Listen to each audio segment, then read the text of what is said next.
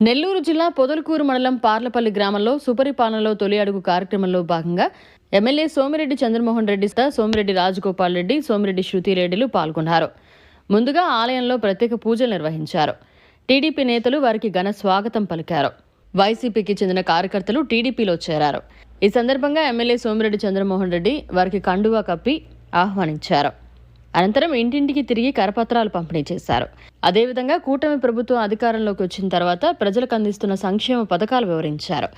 ఈ సందర్భంగా ఎమ్మెల్యే సోమిరెడ్డి చంద్రమోహన్ రెడ్డి మీడియాతో మాట్లాడారు.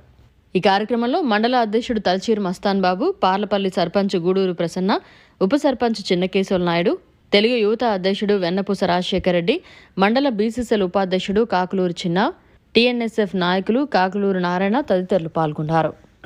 వీళ్ళ ఆధ్వర్యంలో 40 కుటుంబాలు పార్టీలో చేరిపోయినాయి. ఇప్పుడే మీరు చూశారు. ఈరోజు ఈ పార్లపల్లి గ్రామం ఏదన్నా గతంలో సర్వేలో ప్రాబ్లం వస్తే ఆ సర్వే చేయమని పెన్షన్ ఇవ్వటం, ఏదైనా అవసరమైతే చలాన్ కట్టడం గతంలో ఉన్న చరిత్ర.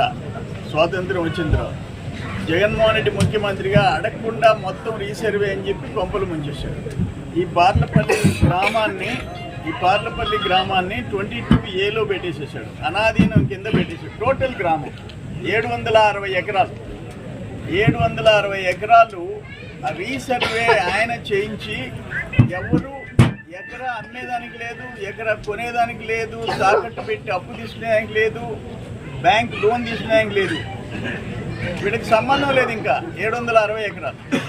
ఈరోజు దాన్ని మనం ఆ సర్వే నంబర్ 445 760 ఏకర్స్ క్లియర్ చేయించాము. ఈరోజు ఆ పూర్తి హక్కులు అంతకు రీసర్వేకి ముందున్న హక్కులన్నీ వాళ్ళకి వచ్చాయి. ఆ కుటుంబాలకి అది టార్గెట్గా పెట్టి చేయించాము. ఇదొకటి,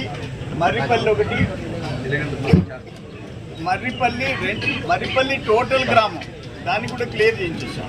ఇప్పుడు వెలికంటిపాలెం కూడా టోటల్ 22A పెట్టేశాడు. అది కూడా చేయిస్తున్నాం. ఫైల్ సర్క్యులేషన్ చేయించాము. తొందరలో దాన్ని కూడా పూర్తి చేస్తాం. ఇది మళ్ళీ ఒక 10 లక్షల రూపాయలు సిమెంట్ రోడ్డు కూడా శాంక్షన్ చేశాం.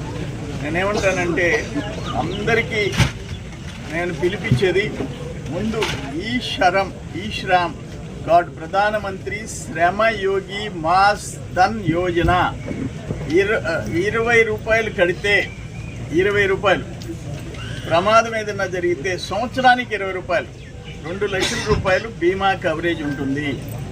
అదే సమయంలో పాక్షికంగా ఏదైనా అంగవైకల్యం జరిగితే 1,00,000 రూపాయలు వస్తుంది.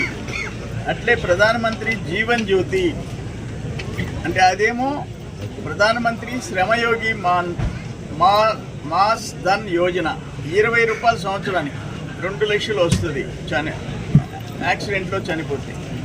ఇంకొకటి ప్రధానమంత్రి జీవన్ జ్యోతి PMJJBY సంవత్సరానికి 436 రూపాయలు కడితే 18 సంవత్సరాల నుంచి 50 సంవత్సరాల మధ్యలో వాళ్ళు ఒక్క సంవత్సరానికి ఒకేసారి 436 రూపాయలు కడితే యాక్సిడెంట్ అయినా కూడా మామూలు సాధారణ మరణానికి కూడా 2 లక్షల రూపాయలు వస్తుంది. అదేమో యాక్సిడెంటు, ఇదేమో సాధారణ మరణం. అంటే 436 ప్లస్ 20 రూపాయలు కలిపి 450 రూపాయలు సంవత్సరానికి ఒకసారి కట్టేసేస్తే యాక్సిడెంట్లో చనిపోతే అది 2 ఈ 2 4 లక్షలు వస్తుంది. సాధారణంగా చనిపోతే 2 లక్షలు వస్తుంది. ఇది అందరు కూడా ప్రజల్లో, పేదోళ్ళల్లో బ్యాంక్ అకౌంట్లు ఉండే వాళ్ళందరి దాంట్లో కవర్ అవుతున్నాయి. లేని వాళ్ళని, పేదోళ్ళని ఇటు బ్యాంక్ అకౌంట్లు ఓపెన్ చేయించి, లేకపోతే పోస్ట్ ఆఫీస్లో అకౌంట్ ఓపెన్ చేయించి ఈ 2 ప్రధానమంత్రి శ్రమయోగి మాస్ ధన్ యోజన, ప్రధానమంత్రి జీవన్ జ్యోతి ఈ 2 కార్యక్రమాలు చేయాల్సిన అవసరం ఉందని చెప్పేసి నేను తెలియజేస్తున్నా. సూర్య గారు దీంట్లో ఏంటంటే 2,23,000 రూపాయలు ఖర్చు పెడితే 2 కిలోవాట్స్ సోలార్ పవర్ వస్తుంది. 240 యూనిట్లు నెలకు వస్తుంది. దాంట్లో SC STలకి 100% గవర్నమెంటే చేయించాలని ప్లాన్ చేస్తుంది. 100% గవర్నమెంట్, వాళ్ళు ₹1 పెట్టబడలే. బీసీలకి ఏంటంటే 78,000 బీసీలకైనా ఓసీలకైనా 78,000 సబ్సిడీ అందరికీ. బట్ బీసీలకి ఇంకొక 20,000 పెంచి 98,000 అంటే ₹1,00,000 సబ్సిడీ, ఇంకొక ₹1,22,000. ఆ ₹1,22,000 బ్యాంక్ లోన్, ₹1 ఇల్లు కట్టబడ్డా. ప్రతి నెల 240 యూనిట్లు వీళ్ళు కట్టే బిల్లులో కట్ చేసేసుకోవచ్చు. మనకి కోల్ బేస్డ్ బొగ్గు ఆధారిత కాలుష్యభరితమైన జనరేషన్ తగ్గిపోద్ది.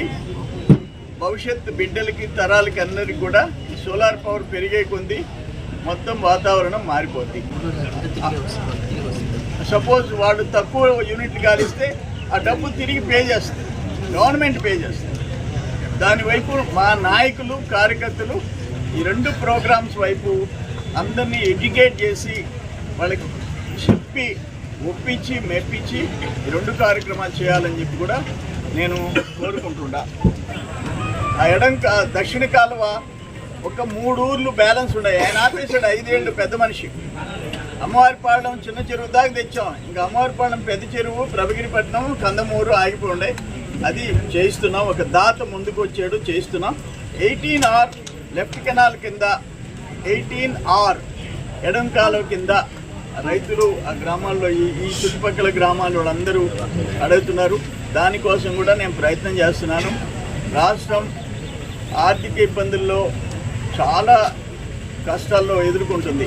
అయినా 18R కూడా శాంక్షన్ చేయించేదానికి నా శాయశక్తిలా కృషి చేస్తానని తెలియజేస్తాను. మరిన్ని అప్డేట్స్ కోసం మన HN9 టీవీ ఛానల్ని సబ్స్క్రైబ్ చేసుకోండి.